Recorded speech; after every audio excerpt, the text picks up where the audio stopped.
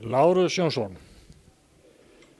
það verður mikið fjör og mikið gaman hérna í höllinni annað kvöld þegar Tindastóll kemur í heimsókn. Baráttan Norðurlandið, þetta er þriðji innbyrðisleikur liðan í vetur og við erum undir í baráttunni. Já, þeir eru búin að hafa betur í báðum leikjónum. Svona fyrirleikurinn á Króknum þá var ágætlega spilaður hjá okkur. Þeir svona sigldu fram úr bara í fjórða leikluta. Svo unnu þeir eiginlega bara frekar létt á móti okkur í bikarnum. Ef við berum saman þessa liðin, það er enga breytingar hjá okkur eins og ég er alltaf að stönglast á hérna og reyna svona hálfgeitt tökka. En eitthvað hefur breyst á Tindastól og spurning, hvernig leik megum við svona yfir höfuð búast við? Já, þeir eru komin með, Geiger er komin inn hjá þeim. Þeir eru búin að taka töluvert tíma að fá leiði fyrir hann. Hann er búin að æfa með það lengi og hann er búin að spila einn leik á móti Val, hörkuleikmaður, frábær skytta. Og sko, það er eiginlega erfitt einhvern veginn að segja hvernig leikurinn verður. Ég held að fara alltaf eftir hvernig það svona byrjar. Hvort þetta verður svona eitthvað svona leiðislagurinn í teig eða hvort hann verður opinn og hraður. Það er ekki miklu líkur á því kannski að við vona sömu flugveldasýningu og þegar Íslandsmeistararnir komu í höllina hérna, þar að segja í upphafi leiks. Vonandi, en ég held bara, þú veist, að ef að strákarnir koma og eru jafn graðir eins og á móti KR, þá getur allt gert.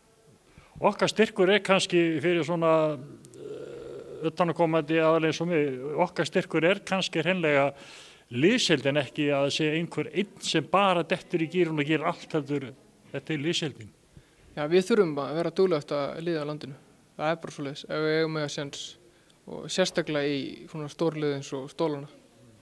En þetta hefur skilað sér í því að við erum aftur komnir upp úr fallsæti, þannig að við erum svona smá klór okkur upp töfluna, konum í 10 stig og hleypum svona spennu í, við erum þarna samhliða bæði Grindavík og Þór Þorlákshöfn, þannig að ef ég man rétt, Val réttara sagt, þannig að þetta er að vera dálítið mikið spenna.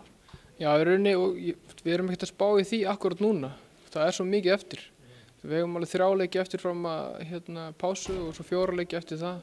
Þannig að það var svo mikið eftir að gerast. Þannig að við þurfum bara að einblína á leikinn á móti Stólunum á morgun. Þetta kannski gefur áhorfendum, þetta gefur kannski leikmennu líka byrjundi báða vængi þetta rönn sem hefur verið á liðinu undanförnum leikjum að það er allt hægt. Sko, það gefur okkur byrjundi báða vængi þegar við fáum svona stuðning sem við fengum á móti KR á mánudaginn. Þannig að það skiptir gríðarlega miklu máli.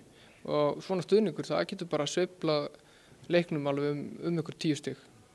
Áhorfendur eins og hefur komið fram hérna í höllinni á móti KR, þeir áttu góðan leik en á móti Stólunum, það sem að má búast í að komi fjölmenni með þeim, þá þurfa okkar áhorfendur eiga toppleik.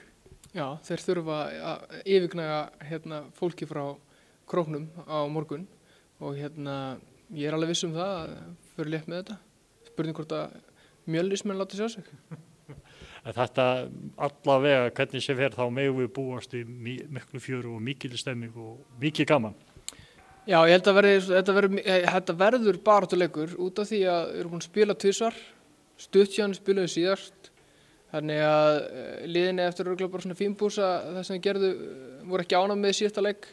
Þannig að við svona leikmenn farnir að þekkja hvern annan rosalega vel. Þetta er svona eins og við séum bara að spila leiki í úrslitakeppninni. Menn gera svona eitthvað svona smávegis breytingar og já, ég von bara á jöfnum og spennandi leik. Þetta er ekki bara baráttan Norðurland og allt þetta, þarna bræður munu berjast líka? Já, það verður gaman að sjá hvor bróðurinn hefur betur, ungi sem er í okkur eða gamli bróðurinn sem er á Króknum. En já, vonandi ná þeir að vera eitthvað saman inn á vellinum og fá að kljást við hvern annan. Allir klárir? Allir klárir. Og Lárus klár? Já, ég og Línu verðum klárir á hliðalínni. Gangi ykkur vel. Takk, sömuleiðis.